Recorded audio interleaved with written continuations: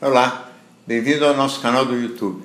Hoje eu vou falar sobre um tema muito importante, que é sobre o jeito como a gente pensa, se existe um pensar livre das emoções, né? O processo de pensamento é a atividade principal da razão. A razão humana é exatamente essa parte da nossa subjetividade que presta atenção em tudo que está acontecendo dentro de nós, nossos sentimentos, nossas dores físicas e emocionais, e também presta atenção no meio externo, naquilo que nos cerca, na cultura, no ambiente cultural, nas condições objetivas e materiais. Diante dessas informações, tanto internas quanto externas, então a razão define como a gente deveria se comportar. Se deve agir dessa ou daquela maneira, se deve gastar mais dinheiro, menos dinheiro, se deve satisfazer ou não determinados desejos e vaidades. Então, a razão, além de levar em conta as emoções internas, a realidade objetiva, ela é também sempre influenciada pelo julgamento moral, pelo julgamento de valores. Então, o que é certo, o que é errado, se a gente vai satisfazer determinado desejo, não vai. E essa vamos dizer, função complexíssima e fundamental, que talvez defina a nossa condição de seres particularmente bem dotados nesse planeta e que tenha tido mais sucesso que todas as outras espécies animais, essa função da razão, ela sofre com frequência a interferência das emoções, de todas as emoções que existem dentro de nós. Vou dar alguns exemplos, talvez não esgotando todas as emoções, mas que vá ficando claro como é difícil a gente pensar com total isenção lógica e puramente de acordo com o bom senso e sem interferência de nenhuma emoção nociva ao bom pensar. Por exemplo, quando a gente gosta muito de uma pessoa, quando ama uma pessoa, a gente tem uma tendência a ser simpático, para ser condescendente para com certos comportamentos inadequados da pessoa, tem uma tendência para ser tolerante com os defeitos e realmente, às vezes, até supervalorizar determinadas qualidades, ou seja, a gente desequilibra o julgamento a favor da pessoa, levando a gente a tolerar coisas que de outras pessoas não toleraria e que talvez não seja o adequado tolerar. Então, há um erro na avaliação e há um erro na ação derivada de um erro da avaliação.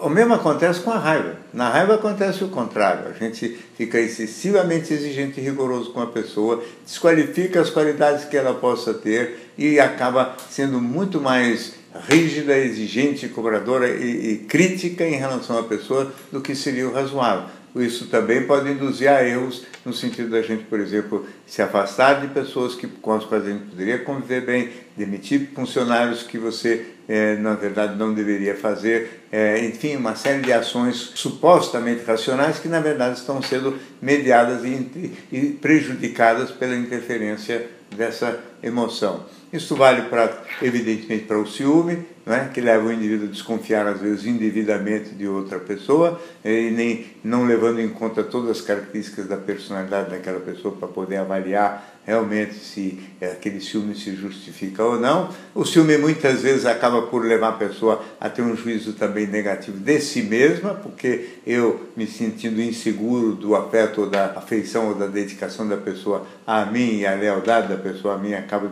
depreciando a minha pessoa, o que também acaba sendo um erro de julgamento e, portanto, um erro que prejudica a avaliação racional correta de quem seja eu, quem seja o meu parceiro sentimental e coisas que vão, no final, determinar tensões, brigas e desentendimentos desnecessários. Às vezes, outra emoção, pena, culpa, outras essas emoções, por exemplo, fazem com que a gente, às vezes, seja excessivamente generoso, dedicado demais a outras pessoas, dando a elas um pedaço maior do bolo e prejudicando aquilo que seria um pedaço nosso, o que também é um erro. Às vezes é o medo que interfere na emoção, fazendo com que a gente evite ou se afaste ou fuja de determinadas experiências ou vivências que poderiam ser muito ricas para a gente. Então, no caso do medo, o indivíduo às vezes evita andar de avião, por exemplo, por medo, e evita, portanto, perde a oportunidade de conhecer circunstâncias, situações, países, locais, cidades, e conviver, de aprender coisas por causa deste medo.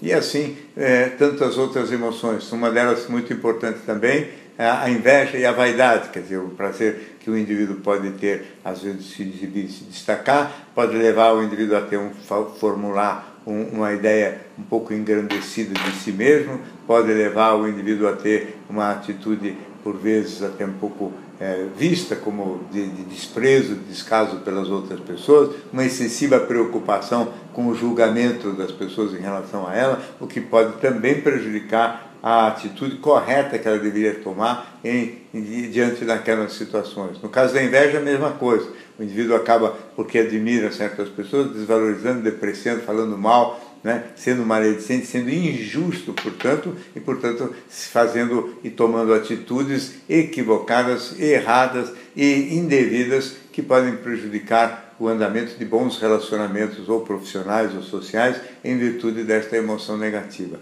Enfim, essas são algumas das emoções que podem prejudicar a razão, todas elas podem acontecer em concomitância também, e o importante é a gente tentar, cada vez que vai fazer um juízo e uma avaliação da conduta da gente, do que a gente vai fazer, do que a gente pretende fazer ou agir, a gente tentar ao máximo se purificar dessas emoções, quer dizer, decidir, tomar atitudes com emoções à parte, né? Para depois deixar as emoções tomarem conta da gente, mas num primeiro momento se esforçar loucamente para poder pensar e agir de uma forma racional, lógica e realmente dentro daquilo que seja o melhor interesse tanto das nossas emoções quanto dos nossos valores morais.